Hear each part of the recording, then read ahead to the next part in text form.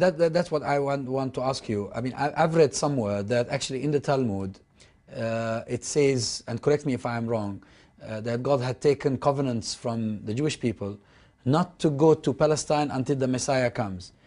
If that is true, then the Talmud cannot be the justification for Zionism. 100%.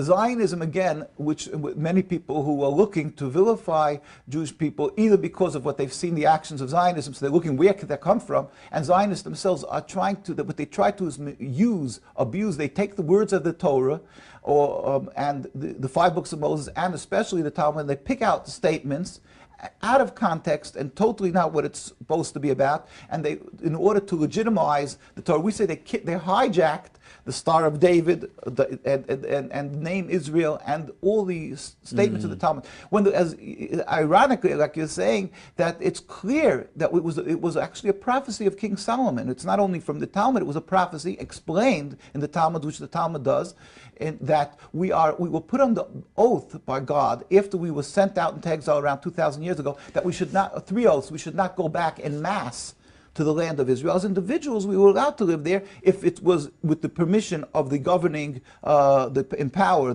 which the Turkish, or the ones before there, or the British mandate after. Well, today it should be with the permission of the Palestinian people. But basically, the 3 oaths are not to go back in mass, not to rebel against any nation. We have to be loyal in every country we're living in, and not to try to bring the end of exile in any manner whatsoever. So Zionism flies in the face of all that. But one more thing, Zionism flies in the face of every concept of the Torah. Like I said, the Torah is divided into that how you should treat your fellow human being. You're not allowed to kill, you're not allowed to steal, you're not allowed to oppress. In every facet of Zionism, they contradict the godliness of what the Torah is, yet they use the identity of the Torah, they wave the Torah as a deed to the land. So it was a